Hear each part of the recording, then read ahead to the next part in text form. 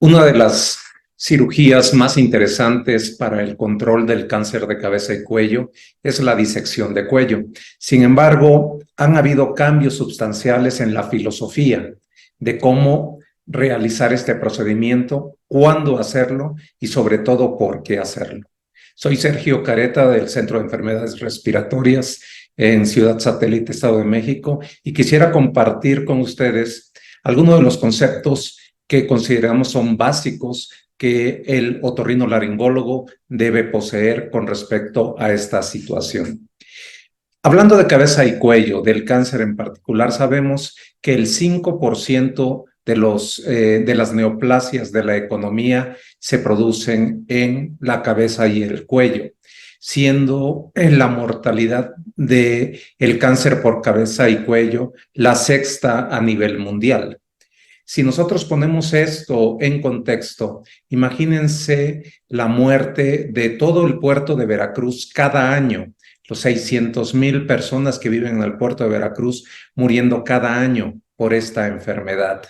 De tal forma que si nosotros vemos que esta enfermedad no tan solo es devastadora por los problemas que producen en la fisiología del paciente, debemos también considerar que el crecimiento y los síntomas que esta enfermedad tienen no son los determinantes últimos de su pronóstico. El determinante final del pronóstico y el elemento que más deleterio sobre la salud del paciente es la presencia de extensión de la enfermedad, tanto regional como sistémica. De tal forma que se considera después de la metástasis a distancia, la metástasis al cuello como el pronóstico más grave para un paciente que se presenta con cáncer de cabeza y cuello. Es por eso que el manejo de las metástasis en el cuello es fundamental para que al paciente le vaya bien con su tratamiento. Cuando nosotros vemos qué pasa con un paciente que tiene cuello positivo, entendemos que el solo hecho de que se presente positividad en el cuello reduce su posibilidad de sobrevida a un 50%. Esto es muy significativo y es por eso que el médico debe estar siempre muy atento de cómo controlar regionalmente esta enfermedad. Esto no se trata de una receta de cocina, sino que está fundamentado esta situación en evidencia científica. De tal forma que en este momento vamos a tratar de hablar de los 4 elementos fundamentales para la toma de decisiones. Para el manejo de las metástasis cervicales, debemos de conocer elementos sobre las características de estas metástasis. Asimismo, debemos de conocer cómo se pronostica la diseminación del cáncer de un primario de cabeza y cuello hacia la región cervical, cuáles son los patrones de drenaje y cómo lo vamos a manejar. Empezando con el pilar 1, las 3 principales características de las metástasis en el área de cabeza y cuello son el hecho de que son secuenciales, que son predecibles y que son lineales. Cuando hablamos del pronóstico de la diseminación metastásica, debemos entender que existen los elementos fundamentales de entender cuál es la etapa en la que se encuentra el primario, cuál es el subsitio anatómico y su patología. Esto es lo que en forma tradicional se ha considerado como el elemento principal para saber el pronóstico. Recordar que la etapa del cáncer va a depender de qué tan invasivo y qué tan evolucionado esté en su nivel histopatológico. Recordemos que las primeras etapas están fundamentadas en que no existe una extensión local o a profundidad. En cambio, las etapas más avanzadas son las que se presentan con extensión a profundidad. Ya esto ha cambiado en los últimos años y en las etapas 4, que son estas que se presentan con extensión, y es lo que yo quisiera que recordaran, se subdividen en 3 subtipos, la A, la B y la C. De tal forma que cualquier paciente que se presente con positividad cervical contralateral o con más de un ganglio o con cualquier ganglio que mida más de 3 centímetros, se considera en una etapa 4A. Ahora bien, si nos encontramos a algún paciente que tiene cualquier ganglio mayor de 6 centímetros, lo consideramos una etapa 4B. Y cualquier paciente que se presente con evidencia de metástasis fuera del área cervical, pulmón, hígado, cerebro, se considera etapa 4C. De tal forma que también debemos considerar el sitio donde se está presentando el cáncer. Nosotros sabemos que de acuerdo al subsitio anatómico es la posibilidad de diseminación del cáncer. En T1, el riesgo de metástasis cervicales se considera que puede ir de un 10 a un 65%. ¿Qué es lo que hace esta diferencia? El subsitio anatómico. De tal forma que mientras más hacia adelante está la lesión, pues menos posibilidades tienes de regiones de metástasis a región cervical. Así que un cáncer de labio tiene una posibilidad muy baja de metástasis cervicales, y siendo esto incrementado a nivel, por ejemplo, del piso de la boca, que ya tiene un 40% de posibilidades, y hasta un 65% cuando se presentan en lesiones de hipofaringe. El otro elemento fundamental, tradicionalmente hablando, en el pronóstico de los pacientes es la patología, de tal forma que los tumores que son poco diferenciados y con tendencia hacia la endofiticidad son tumores que tienen mayor posibilidad de extensión hacia el cuello. Recientemente se han hecho mejoras en algunos aspectos de discriminación pronóstico y se ha considerado un elemento que antes no teníamos mucho en el radar, que es el virus del papiloma humano. Se ha determinado claramente que existe una diferencia muy grande entre el cáncer de cabeza y cuello asociado a este virus al que no está asociado a este virus. De tal forma que la mortalidad en los pacientes que son positivos al virus es francamente menor que la mortalidad asociada al cáncer que no está relacionado con este virus y que es aquel paciente tradicional que presentaba problemas de alcoholismo y de empleo excesivo del tabaco. Así que hoy en día vemos esos dos universos muy diferentes de pacientes. Vemos a este paciente que generalmente es alcohólico o con consumo de alcohol muy incrementado, con tabaquismo muy exacerbado, anciano o en la tercera edad. Y vemos a otro paciente que puede ser joven y que generalmente son pacientes que están en un nivel sociocultural y económico más avanzado que los otros.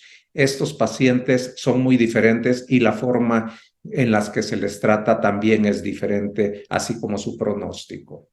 De tal forma que tradicionalmente se han considerado estos 3 elementos como los elementos fundamentales para determinar el pronóstico. Sin embargo, a partir del 2010 se considera que los determinantes mayores de pronóstico en Norteamérica son específicamente la etapa y la positividad al virus. Esto sigue avanzando y ya en el 2017 se lograron consensos sobre estos elementos, de tal forma que en la última edición del Manual de Tipificación de Cáncer se considera la profundidad de invasión en la cavidad oral y la etapa relacionada con la positividad al virus como los elementos fundamentales en el pronóstico, asimismo como la extensión fuera del ganglio de este cáncer. Otro elemento a considerar es que el cáncer de cabeza y cuello tiene un patrón de drenaje muy determinado. Así que sabemos perfectamente que los cánceres de cavidad oral, de glándulas sublinguales y submaxilares, sus niveles de drenaje están bien enfocados a los niveles cervicales 1, 2 y 3. Los de laringe y faringe a los niveles 2, 3 y 4, y a nivel tiroideo en los niveles 4, 6 y mediastinal superior. Conociendo esto y conociendo que para el manejo de las metástasis tenemos diferentes alternativas, podemos determinar que como alternativas de tratamiento tenemos a la radioterapia y a la quimioterapia, y a la cirugía también la tenemos como una alternativa de tratamiento, pero también es un elemento de etapificación pronóstica. Así que debemos de preguntarnos cómo vamos a controlar esta enfermedad a nivel regional, dado la relación muy cercana entre el control del cuello con el pronóstico del paciente. Así que hablemos de estas alternativas, que es el meollo del asunto de la plática de hoy. Las alternativas tradicionales están en la radioterapia, la quimioterapia y sobre todo la cirugía. La disección de cuello con o sin radioquimio es una de las opciones terapéuticas fundamentales en el manejo de las metástasis cervicales. Esto se lo debemos a los pioneros trabajos de Halsted, quien en sus conceptos oncológicos determinó que la progresión del cáncer va de local a regional y a sistémica. Con esto en mente, el doctor Cryle, en los principios del siglo pasado, comenzó a desarrollar una disección de cuello que involucraba la resección de estructuras tales como el nervio espinal accesorio, la vena yugular y el esternocleidomastoideo. Fue hasta el 51 que el doctor Martin ya presentó un estudio muy estandarizado de estos casos de disección de cuello, y esta filosofía de manejo se impregnó profundamente en la conciencia de los cirujanos norteamericanos. Se empoderó tanto este concepto que se llegó incluso a prohibir o a condenar en forma muy clara la resección del nervio, evitar la resección del nervio espinal accesorio, el esternocleidomastoideo o la vena yugular. De tal forma que esta disección, conocida como radical, se le consideró al procedimiento de resección ganglionar estandarizada. Y lo interesante de esto es que incluía estos elementos que he mencionado, tanto musculares, vasculares y nerviosos. Esto se consideró durante muchísimos años el gold estándar para el manejo del cuello positivo, incluso sin importar la morbilidad asociada con esta patología fundamentalmente dada por la resección del espinal. Actualmente se considera que debemos de preservar este nervio lo más que podamos, así como el esternocleidomastoideo, dado que tiene trascendencia funcional muy importante en los pacientes. Así que si ponderamos las ventajas y desventajas de la disección radical del cuello, podemos decir que nos da una información clara histológicamente hablando, de las metástasis y que también se reseca de esta manera las principales estructuras afectadas por el cáncer. Sin embargo, en contra tenemos la gran morbilidad y deformidad cosmética que la disección de cuello produce. Con esto en mente, debemos pensar si a lo largo del tiempo ha valido la pena el empleo irrestricto de la disección radical de cuello, dado que se ha enfocado fundamentalmente al abordaje de la enfermedad avanzada. Consideramos enfermedad avanzada cuando se presenta con ganglios positivos, con ganglios bilaterales, por ejemplo, en cuya presentación la sobrevida es cerca del 5%. Sin embargo, el hecho de que aparezcan bilateralmente los ganglios no es necesariamente el condicionante del mal pronóstico. Más bien, el condicionante está dado por el tamaño y la fijación a las estructuras adyacentes. Actualmente, las indicaciones más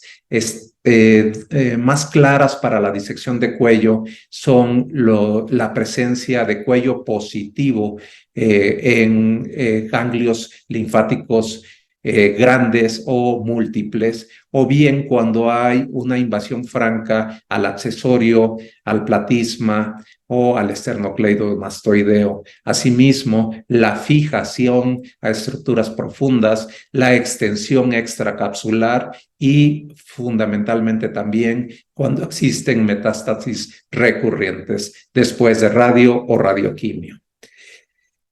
En este orden de ideas, durante mucho tiempo, insisto, se consideró a la disección radical de cuello como el gold estándar, pero es momento de que podamos nosotros determinar y revisar si esto es necesariamente cierto.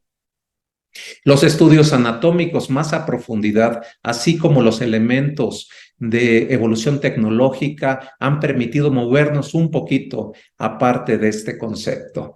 El primer elemento a considerar es la modificación del concepto de Halsted sobre el cáncer. Y actualmente se ve al cáncer más como una enfermedad sistémica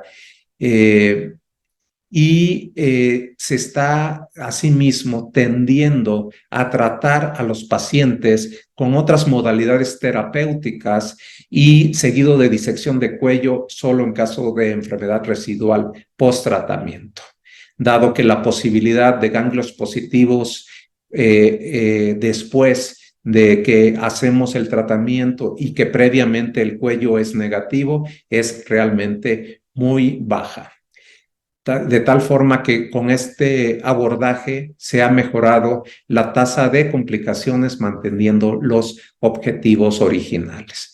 Así que la cirugía original de Martin et al. Fue modificada posteriormente por el trabajo de este médico argentino que con base en estudios anatómicos detallados trataba de evitar la morbilidad asociada con la enfermedad.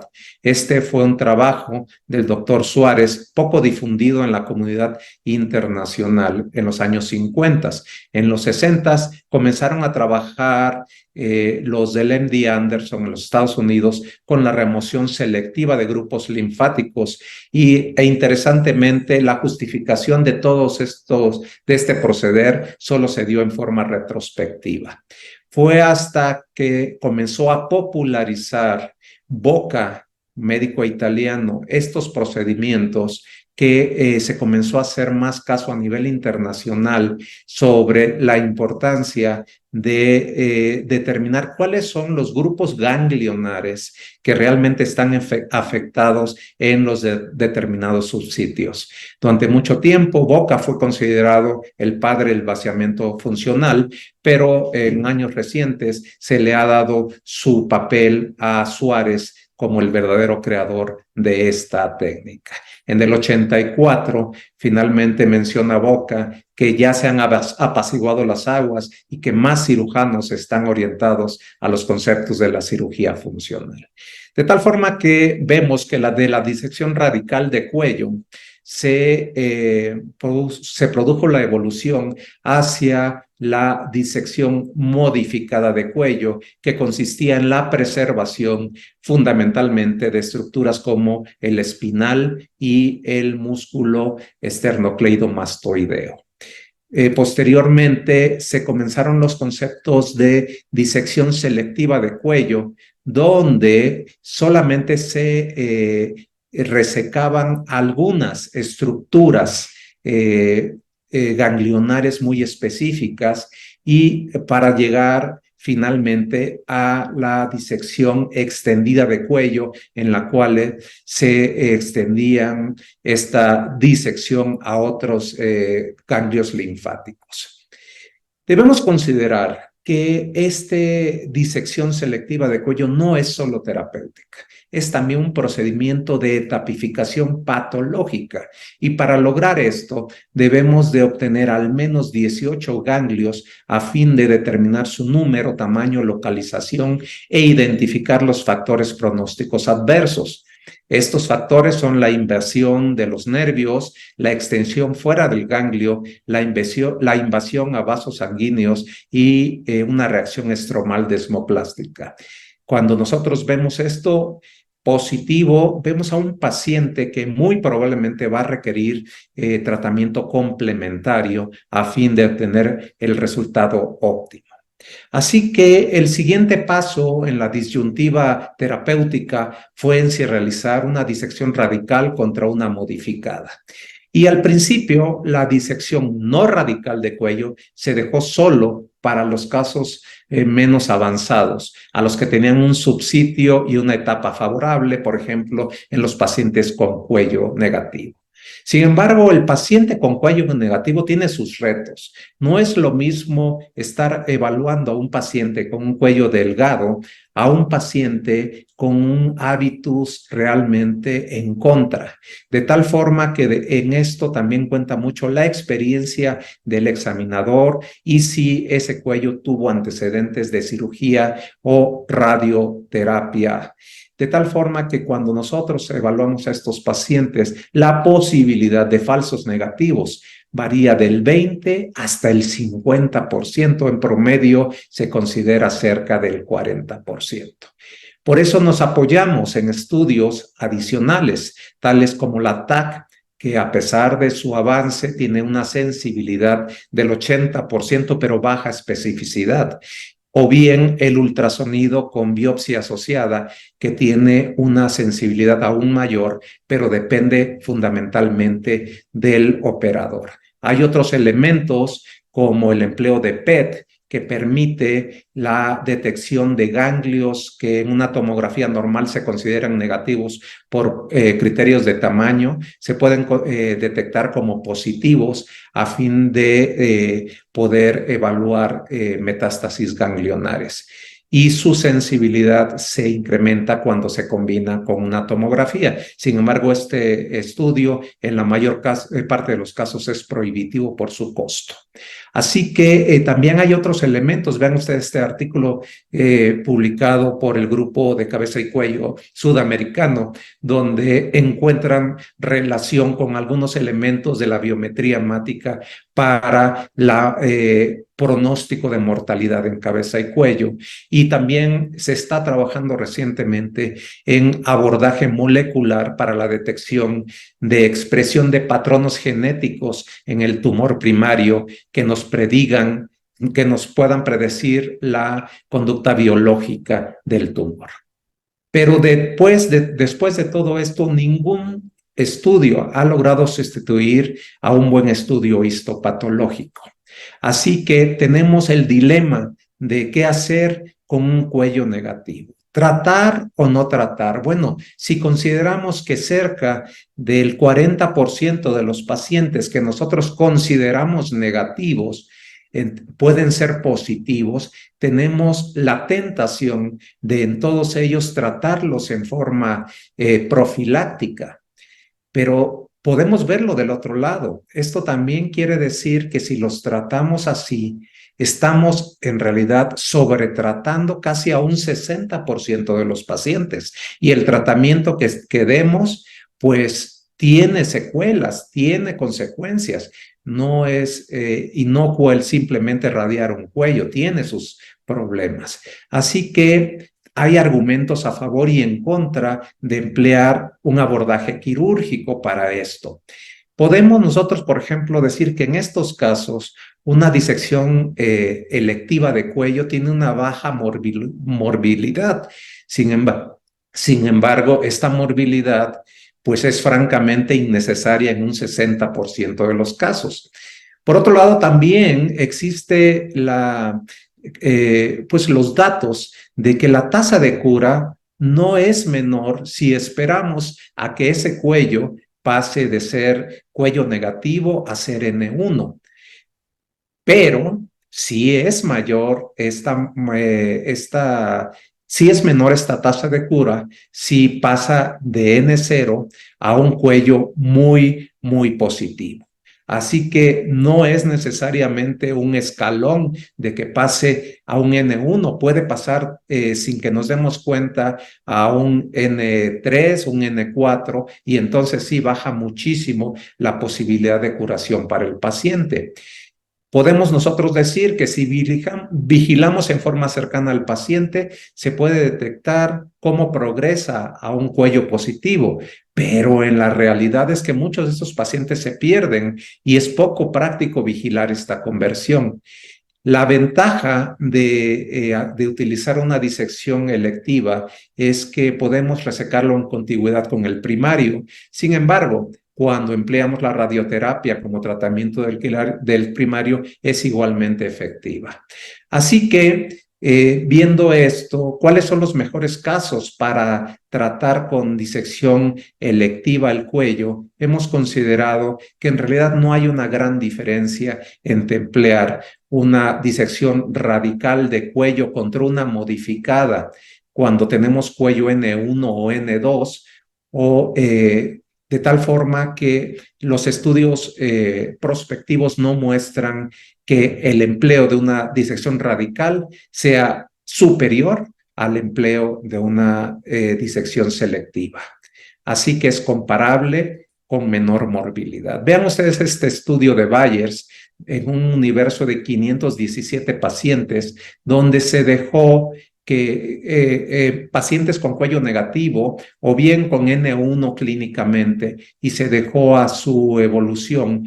Vimos que de esos pacientes solamente después de una disección selectiva de cuello hubo recurrencia en del 9% de los casos, que fueron 50 pacientes.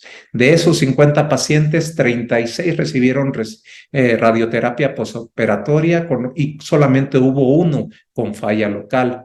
14 no recibieron manejo y de ahí sí, uno cada 3 tuvo falla local. Así que los estudios retrospectivos nos hablan de una falla regional después de una disección selectiva de cuello de alrededor del 6 al 8%, lo cual nos hace pensar si es necesario realmente hacer una radioterapia en estos pacientes. Puede ser suficiente una disección selectiva de cuello.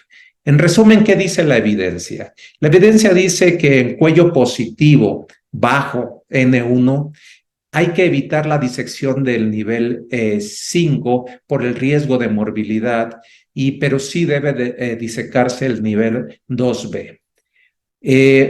Pero también debemos de pensar si la disección de cuello de este tipo selectiva es suficiente en los pacientes. Lo que nos dicen los análisis es que en cuellos cuando son avanzados, si nosotros solamente hacemos cirugía, la sobrevida a 5 años es de 0. De tal forma que es inadmisible solamente emplear cirugía en cuello muy avanzado. Con radioterapia preoperatoria, la sobrevida en un cuello muy avanzado es del 10, y cuando es radioterapia posoperatoria más cirugía puede llegar hasta el 40%. Así que esto ya nos va orientando claramente hacia cómo tratar estas situaciones. y ha salido también como parte de la evolución en los últimos años el empleo de la disección superselectiva de cuello, que consiste en la resección de dos o menos niveles cervicales, específicamente en pacientes que tienen básicamente etapas tempranas o bien en pacientes que han tenido falla en el manejo post-radioterapia o quimioterapia o en algunos pacientes con cáncer papilar. Los estudios muestran eficacia, sin embargo, se requieren mayores estudios para fundamentar y para apoyar más el empleo de la disección superselectiva de cuello. Hay otras opciones para el control locorregional de la enfermedad, entre ellos la radioterapia, que se aduce como de menor morbilidad, pero también debemos recordar que radiar el cuello produce también mucositis, xerostomía, endarteritis. Y el consenso más reciente de expertos muestra que la radioterapia no está indicada en pacientes con cuello patológico negativo o N1 después de una disección de cuello adecuada, excepto si encontramos invasión perineural, invasión linfovascular o bien que sea un paciente que tiene un T3 o T4. La radioterapia como cirugía de salvamento no mejora la supervivencia y el concepto de hacer un tumor inoperable en operable tampoco está muy apoyado por la literatura. Entonces, en resumen, es imposible comparar la eficacia de una disección electiva de cuello contra radioterapia electiva, dado que se desconoce patológicamente el estado de cuello en el caso de la radioterapia. Y los factores que apoyan el empleo de una disección electiva de cuello es que nos dan una información clara sobre si existen o no metástasis en un cuello que parece clínicamente negativo y que tiene poca morbilidad y que nos ayuda de esta forma a planear el tratamiento del primario. Una forma fácil de entenderlo es que si vamos a tratar el primario en forma quirúrgica, lo mejor es hacer una disección por lo menos selectiva de cuello, y si vamos a hacer el tratamiento del primario con radioterapia, entonces en ese momento valdría la pena considerar a la radioterapia como el tratamiento del cuello. Siguiendo en este orden de ideas, otras opciones modernas para el control regional es el empleo de biopsia de ganglio centinela, que se emplea sobre todo cuando hay cuello negativo y que proviene de los estudios que se realizaron en el mapeo del drenaje linfático en el cáncer de mama. Siguiendo este mismo orden de ideas, se ha logrado determinar que tiene una sensibilidad del 75% con un valor predictivo negativo de cerca del 91% y tiene la capacidad de identificar vías de drenaje que son a veces inesperadas, incluso vías contralaterales. Sin embargo, a pesar de que se determina tan efectiva como la disección selectiva de cuello, excepto en los tumores de piso de boca, sugieren algunos estudios que sí existe una tasa de supervivencia mayor, y otros dicen que no hay diferencia en la supervivencia, aunque sí una disminución en la estancia hospitalaria. En realidad, tenemos el problema de los falsos negativos y con la biopsia de ganglio centinela tenemos todavía pendiente por hacer más estudios y seguimientos a largo plazo y además identificar cuáles son los pacientes más adecuados para este tipo de opción. Otras opciones es la quimioterapia, de la cual solo diré que se ha determinado claramente su empleo cuando es únicamente para el tratamiento, para prevenir la traqueostomía en los pacientes que tienen un compromiso de la vía aérea o bien que necesitan un tratamiento de inmediato antes de empezar la radioterapia. Quisiera finalizar hablando de cuáles son las tendencias en el tratamiento del cuello.